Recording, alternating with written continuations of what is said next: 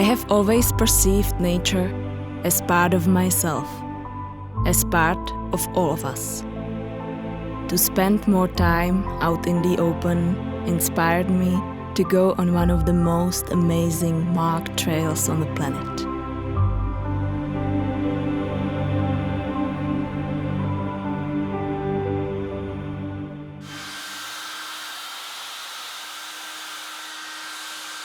My name is Klara. I am not a professional hiker or a climber, but I am one of 30,000 people who annually decide to go on an alpine journey through Corsica, also known as the GR20. Now in the hotel room, I am saying goodbye to a comfortable bed for the next 2 weeks. Full of expectations, I am heading to the town of Calenzana, where tomorrow morning, for the very first time, I will embark on the trek.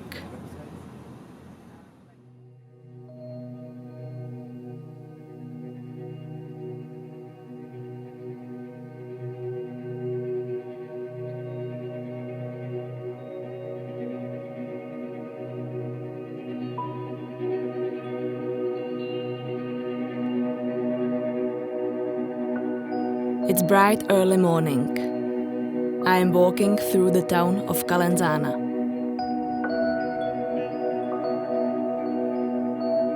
I know it will be hard and I will be challenging myself, but it will also be an adventure with beautiful scenery and unforgettable moments. The first day, the first steps towards the first peak. When I look back, I see others ascending. These backpackers belong to the GR20.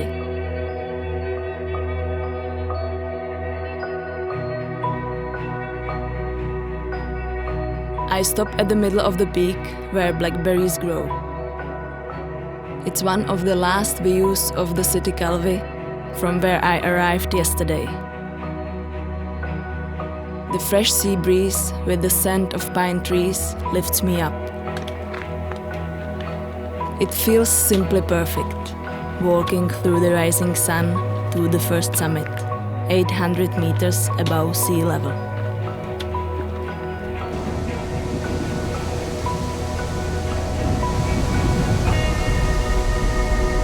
On the first day, I have to ascend 1,600 meters, but it's worth every step.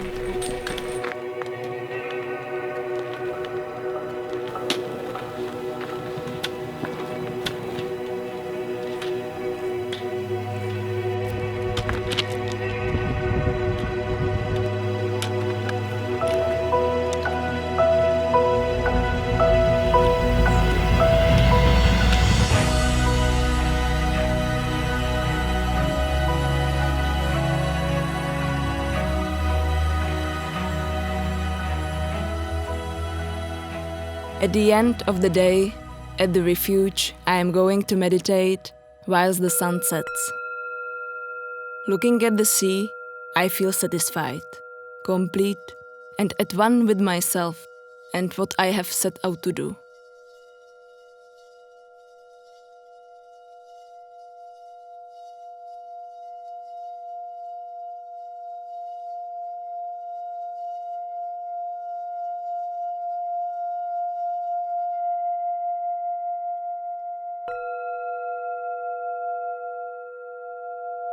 Lulled by the perfect day on trail and looking forward to what is coming next. But I have almost forgot where I am.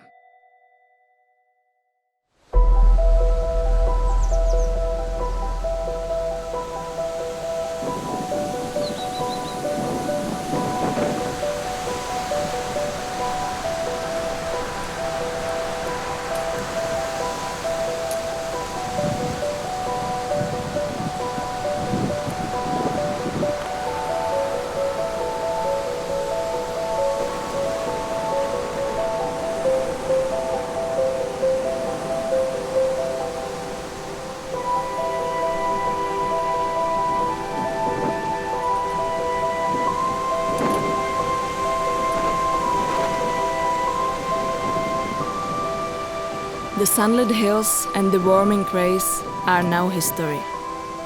Physically and mentally, it's hard to climb against such gusty winds. At the top, visibility is limited and the terrain is slippery.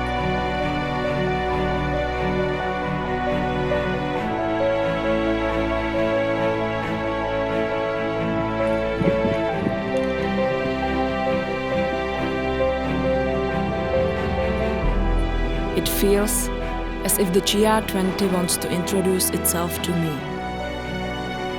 I am incredibly beautiful, but you have to work hard to see me.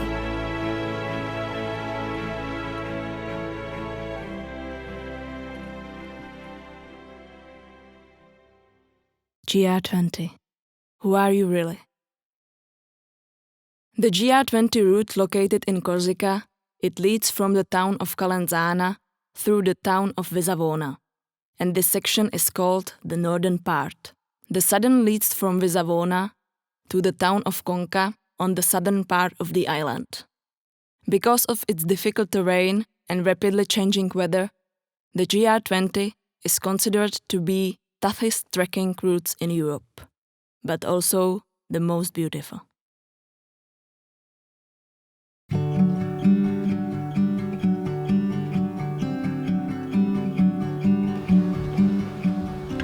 In the morning at the refuge de Carozzo, the weather looks a bit better than the previous day.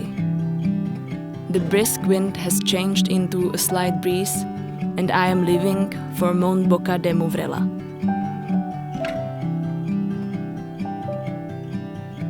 After a short while from the refuge, I can see the mountain peak where I am heading. The sun shining through the haze is always a good sign for a beautiful day. Perhaps because of the cool microclimate, the leaves are already yellow here. The air feels like an autumn's day.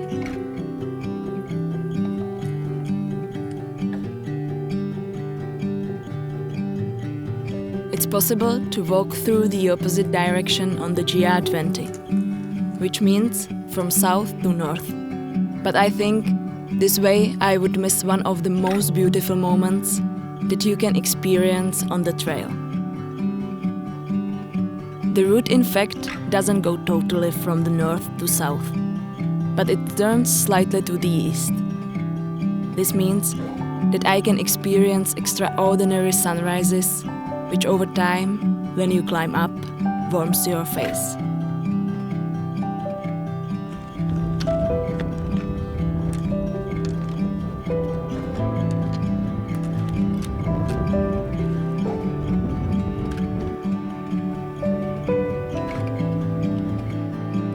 Going through a narrow pass at the top of Boca Movrela, where I appear on the other side of the mountain. The view is truly unique.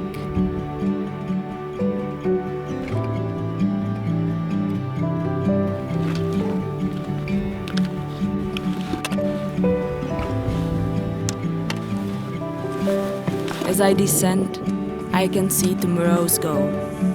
A beautiful but extremely feared hike to the highest mountain in Corsica, Monte Cinto.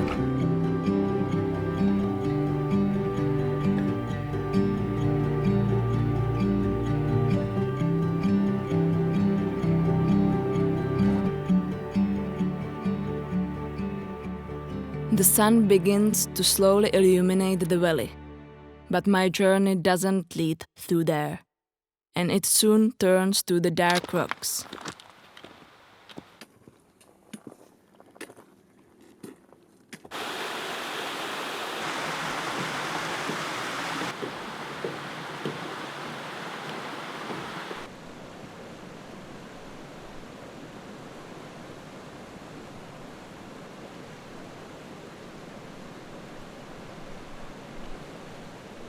Surrounded on three sides by mountains, I am beginning to climb to an altitude of 1,200 meters. It seems like the sun never gets over the mountain, and this gorge will be condemned to eternal sleep. like when you are in the dark at the theater, before the curtain is pulled up, and you know there is going to be a great performance.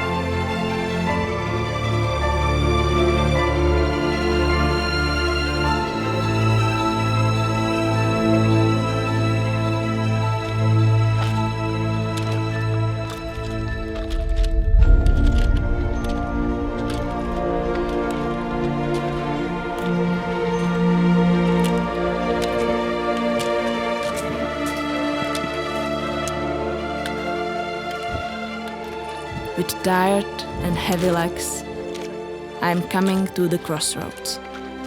I have to be honest to myself. I wouldn't make another hour of hiking like that. I must leave the highest peak of Corsica, Monte Cinto, behind me.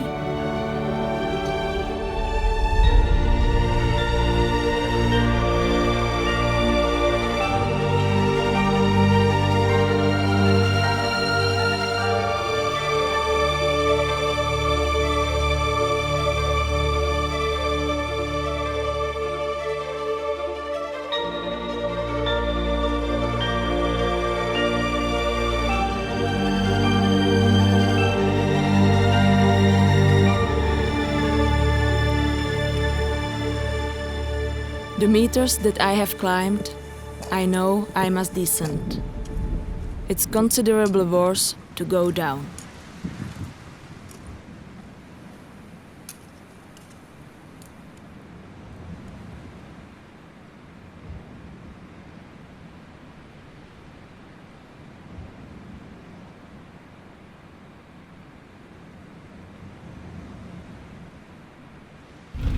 I am approaching the campsite as the sun sets.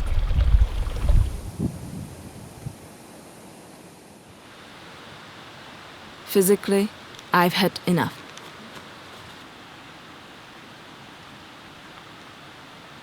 Nine kilometers took me 10 hours.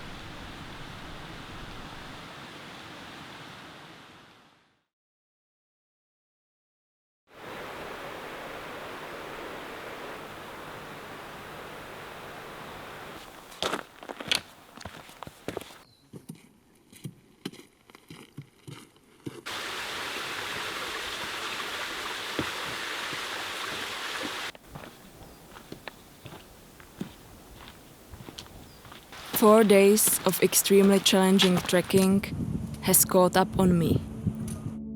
When climbing the first hill, I always walk just a few meters and then I stop without actually realizing it. I feel that my body needs to slow down, so I walk in leisurely fashion.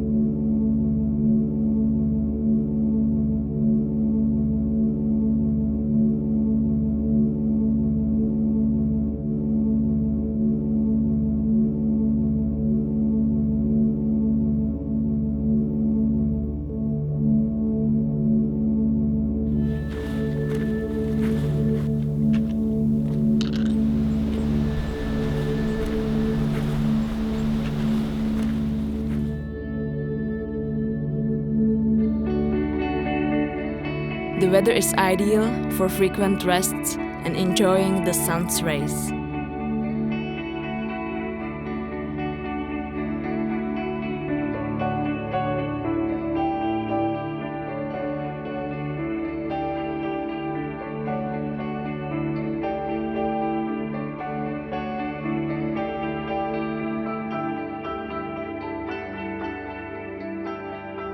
The landscape around me is incredibly diverse. There is virtually a different ecosystem around every corner. Plains are interspersed with huge pine trees, and it wouldn't even surprise me if a dinosaur suddenly appeared. Just around the corner, there is a dwarf beech forest, where you would confidently expect elves. Instead of them, I just met a goat.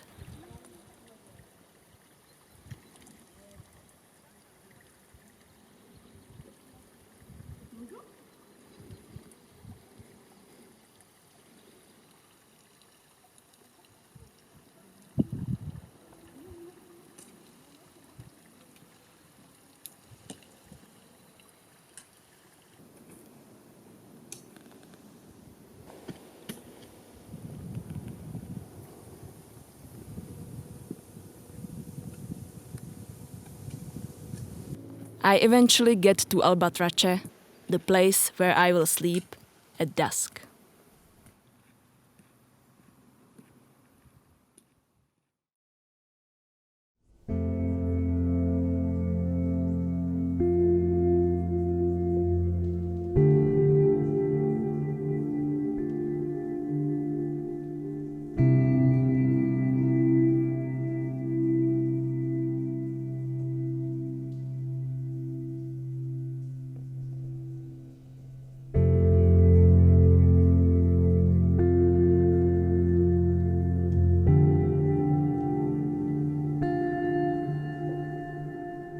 On the 6th day of hiking, I am waking up with the feeling that my body is hard-bitten for this trek. I feel that the GR20 is somehow part of me.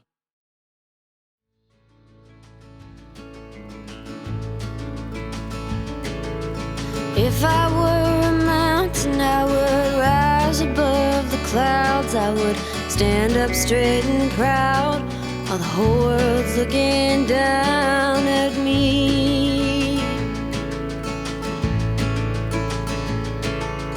If I were a mountain, I would be free.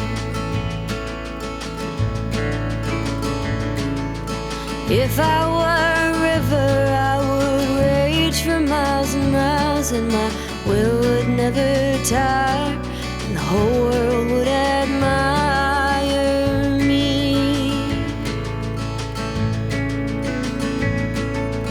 If I were a river, I would be free.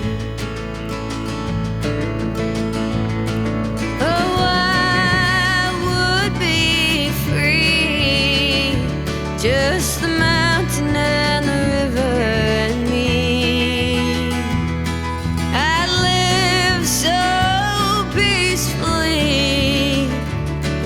time would pass with the greatest of ease, and I'd be free. If I were a poet, I would write the way I feel, and my words would help and heal, and the world would want to kneel to me.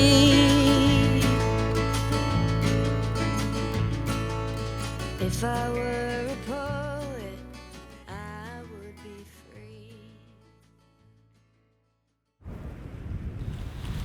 From the rock-surrounded refuge de Mangan, I am climbing to the pass of Boca de Porte.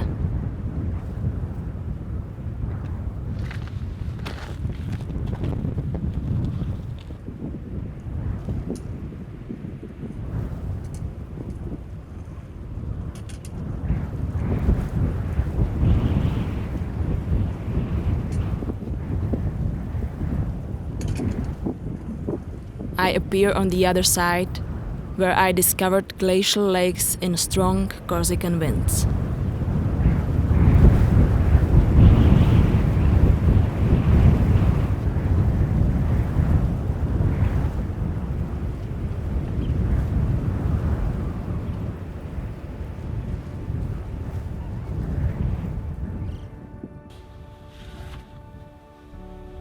The path, if I can talk about the path, is difficult here.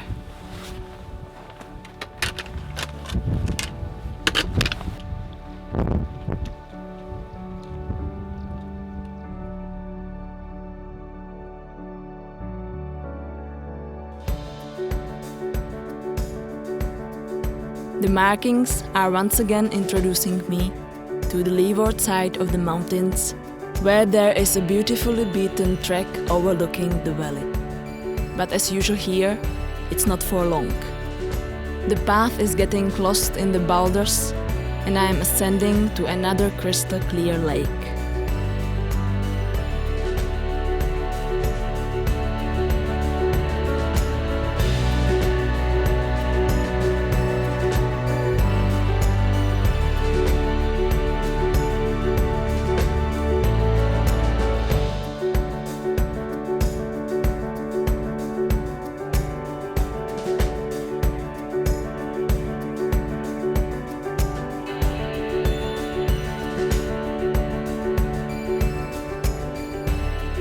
Some sections of the GR20 depend completely on my imagination, where to go and where to step.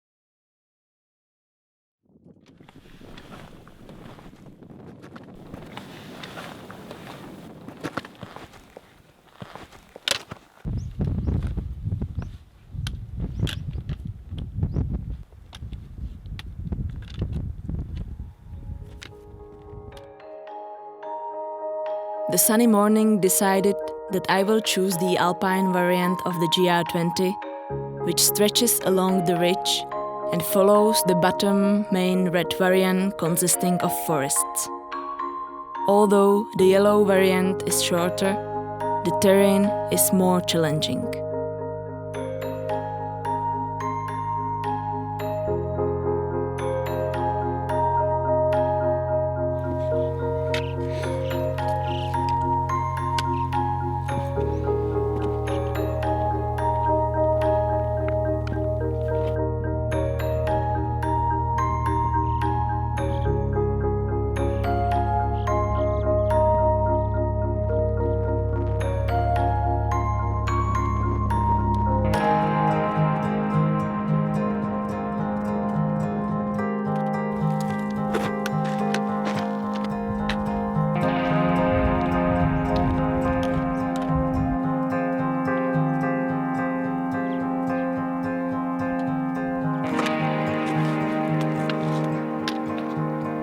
Somehow, I need to express my gratitude, to thank the spirit of the GR20.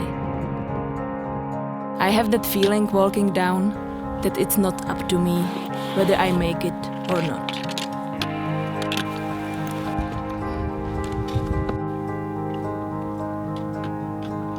One bad move and I am finished.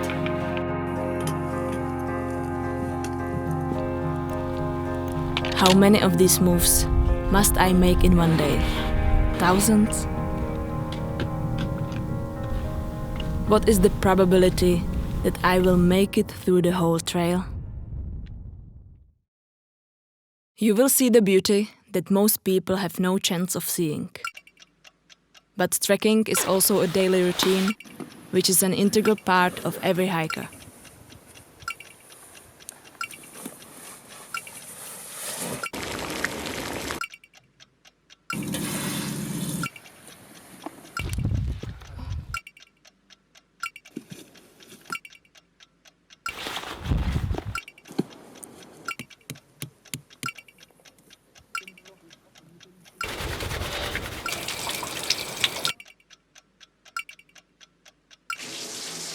The experience of trekking is so intense that I am going through the whole day once again while sleeping.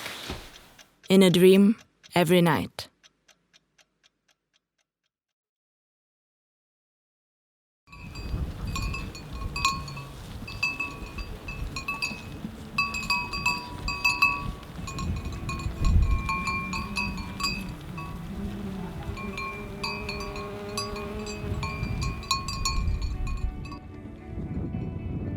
With the first morning grace, when sheep come out of their forest hideout to pasture, I am going towards the end of the northern stage, the town of Vesavona.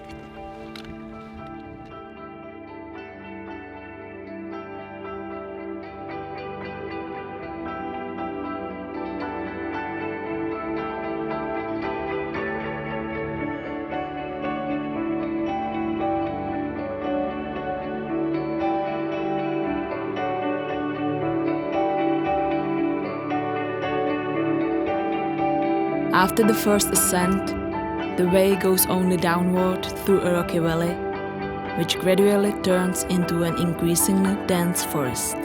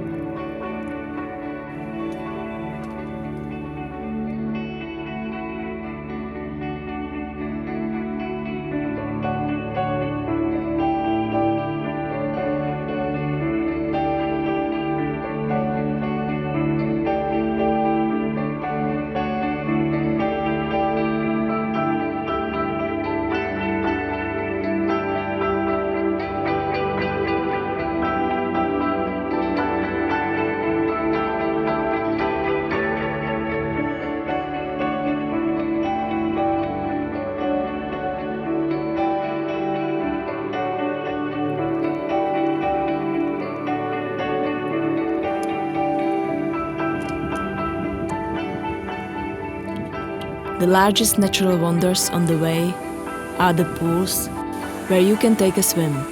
On a hot day, the crystal clear water is an attraction to getting wet, at least for a moment or two, as the water is quite icy. After a quick dip, I am heading back to civilization.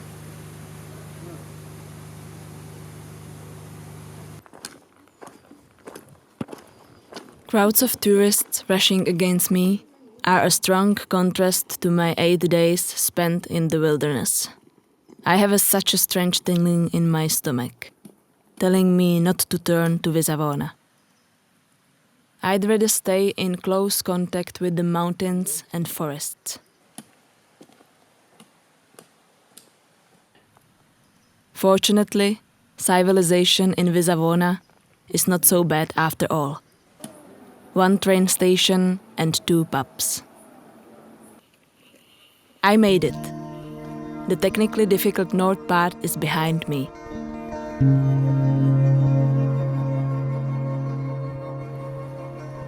Now, in front of me is much easier southern part. Well, that is how it's written in the guide.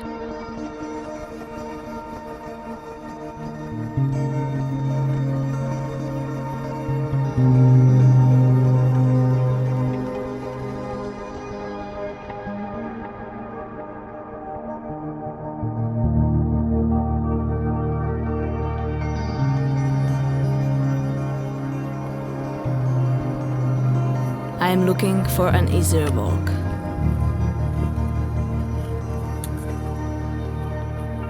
But here assumptions on paper are small and of fleeting importance.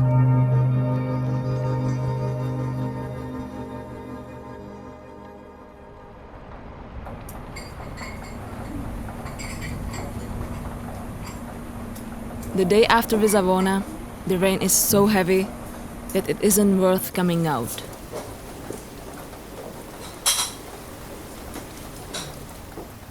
After 3 hours of waiting, the weather has finally improved and I am leaving. For the first half hour, it seems like it definitely won't rain again. But after a brief moment, everything has changed.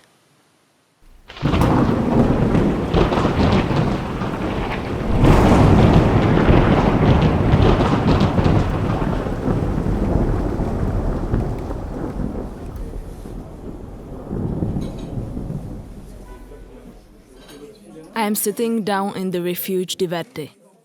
I am cold, exhausted, and with no energy left whatsoever. Almost virtually, all my equipment is wet. A hailstorm and strong, gusty Corsican winds hit me hard up there for almost 3 hours. The weather forecast for the next few days looks very similar to today. The vast majority of people give up on the GR20 and call a taxi to take them back to the coast. I am thinking of doing the same. In wet clothes, being in heat on the beach seems like a beautiful idea.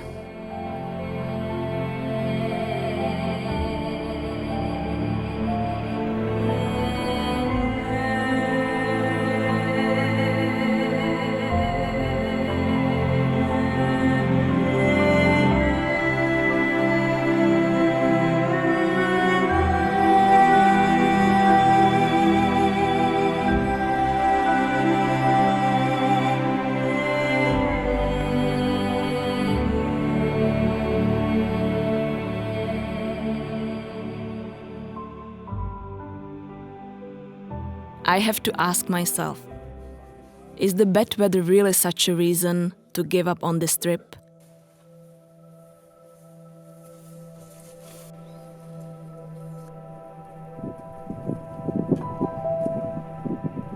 I know if I gave up, I would feel worse than I feel now.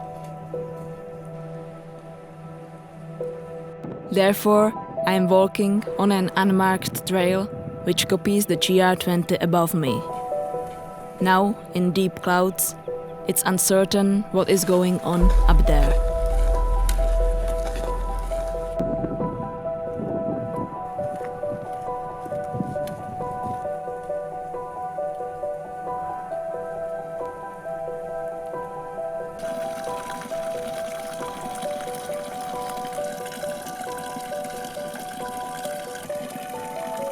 In the early afternoon, the sky looks better in some patches.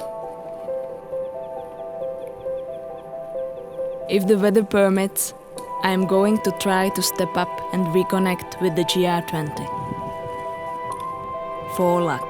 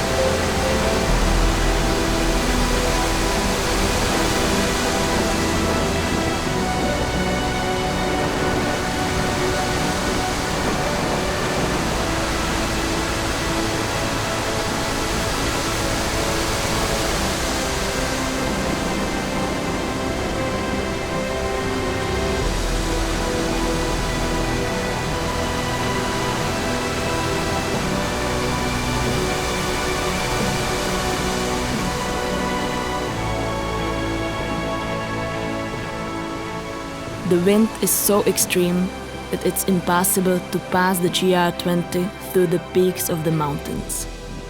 I am forced to walk back down, descending 1,200 meters to the town of Cozzano.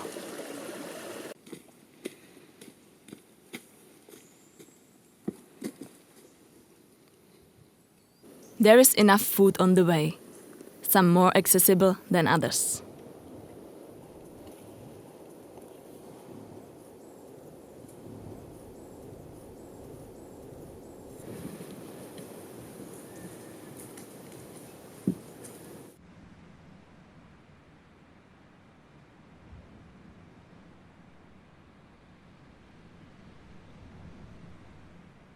As the north part was physically difficult, the southern part is psychologically difficult.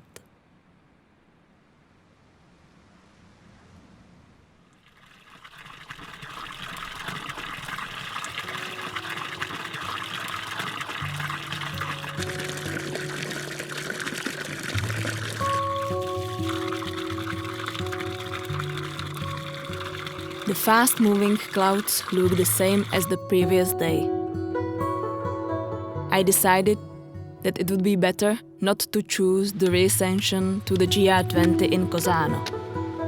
I am leaving the town behind me and continue to the next town of Zicavo, where I want to reascend to the GR20 at the point where the refuge is located and where I can spend the night.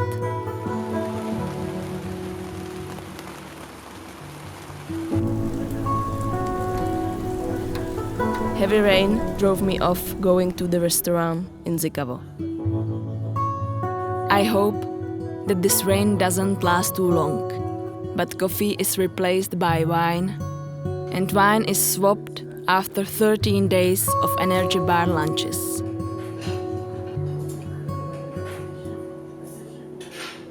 For a minute, the rain stops. Zicavo looks like a calm village with beautiful natural settings.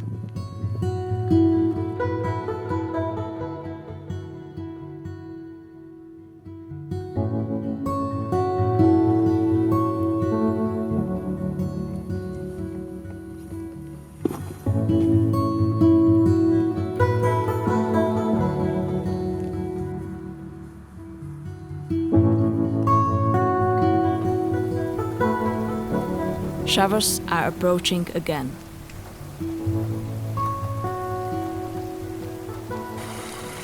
In a few moments, it will transform to a hailstorm. It's clear that there is no point in going anywhere.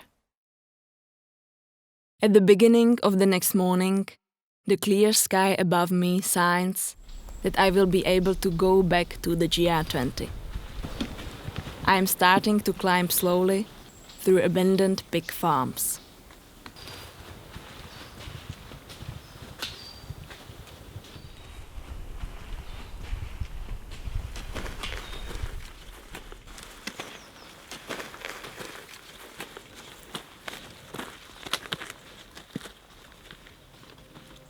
For the first time on the southern part of the island, I can feel the warm touch on my face. When I look back, I can see peaks, which I continually missed for the last 2 days.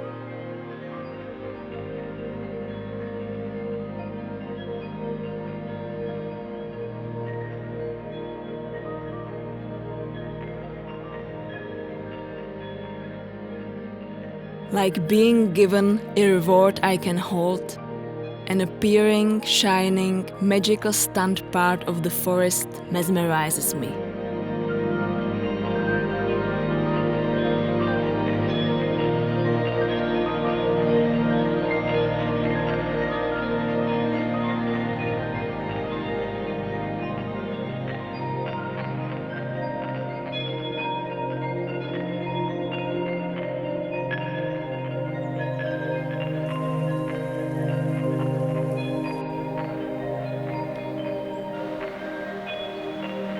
I can watch it for eons. but I still need to ascend several hundred meters to reach the crossroads of the GR20.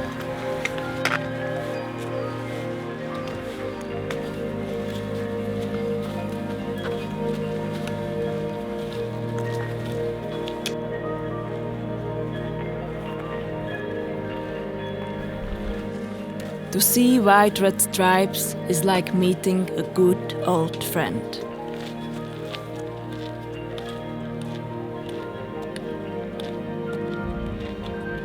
Finding again the GR20 gave me a renewed energy, and I am able to follow the marks through the highlands.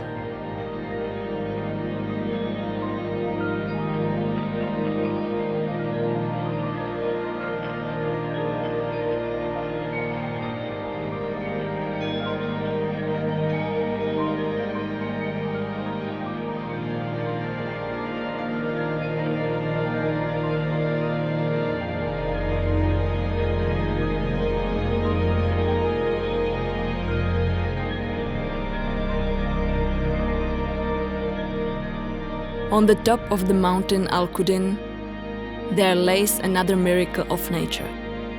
One side of the ridge is in a mist, and the other side is perfectly clear.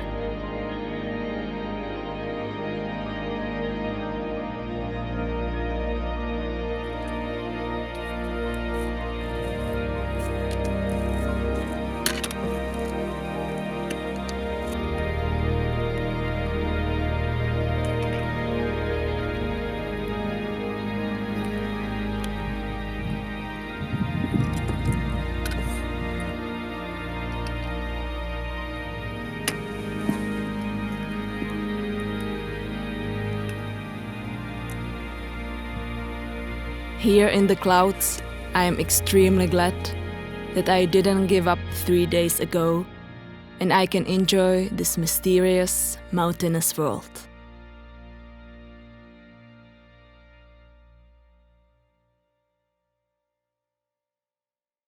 The clouds lie on the sea, waiting to be warmed by the sun, so they can venture towards one of the most famous natural attractions in Corsica, where I will head through to the high mountain variant on the track. Soon I will appear on the tops of Bavela.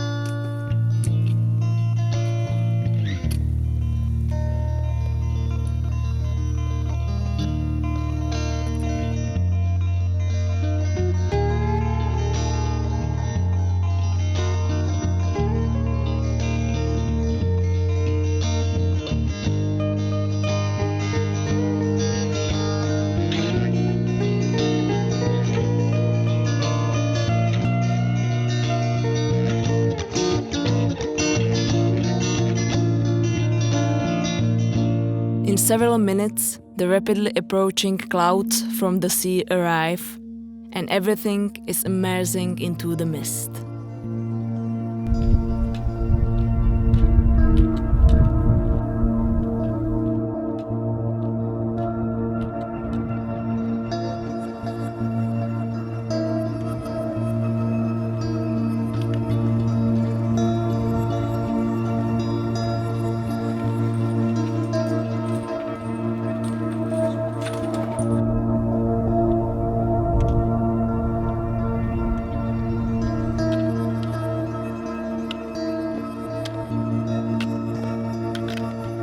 For a moment, the clouds retreat and show where the red mark is leading me.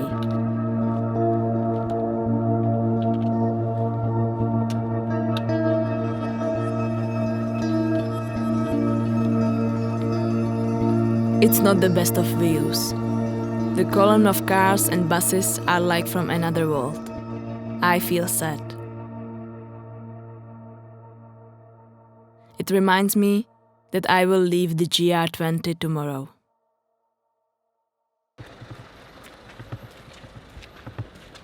My feelings are multiplied when I try to get through the cars.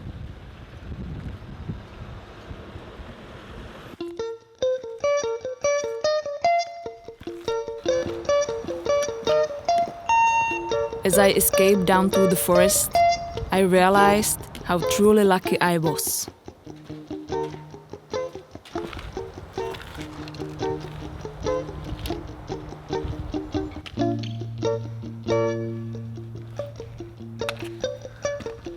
Along the way, I've seen natural wonders that surpass Babel. Remote places that cannot be accessible by car.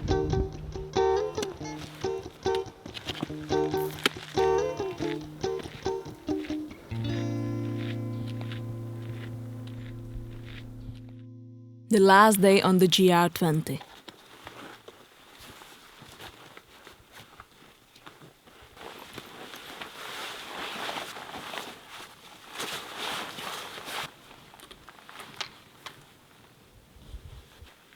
In difficult moments, I had many thoughts of how this day would look.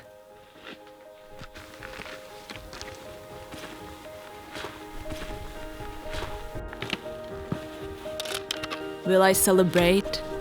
Will I be proud of myself?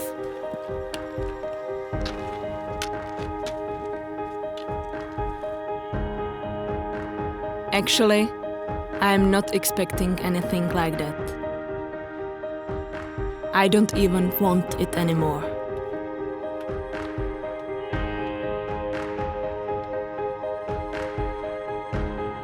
I feel like I have matured a little.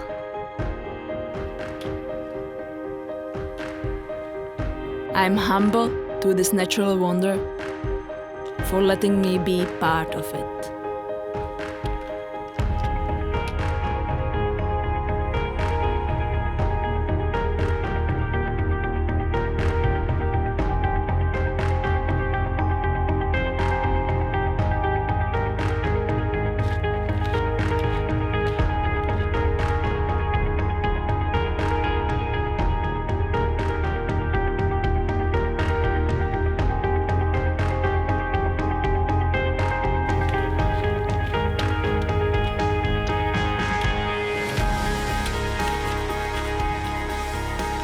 At the very beginning, my expression looks unsure. Not anymore. I have to say, I feel stronger. My steps are solid. I'm not even touching the ground. I am enjoying every move. I wish I could stay here a little bit longer. But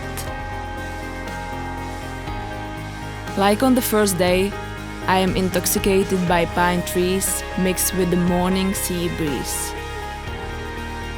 The mountains, which inherently accompanied me all the time, are moving farther and farther behind me.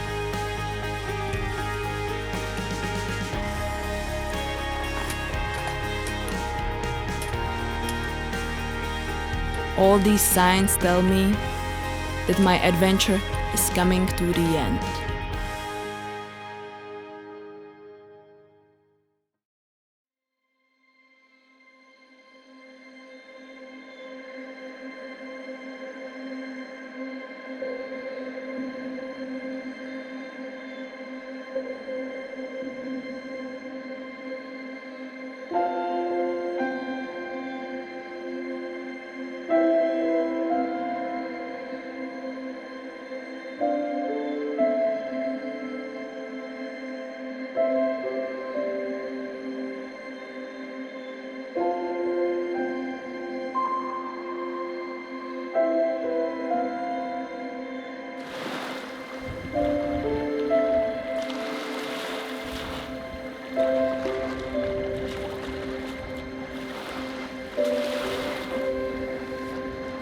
I'm thinking of the last 16 days that I have experienced. Out in the open, in the mountains, there is only one rule: to live in the present and to fully enjoy everything that is happening here and now. In fact, silence and pieces of rock now complete me. I have always perceived nature as part of myself, as part of all of us. And now I can too perceive myself as part of nature.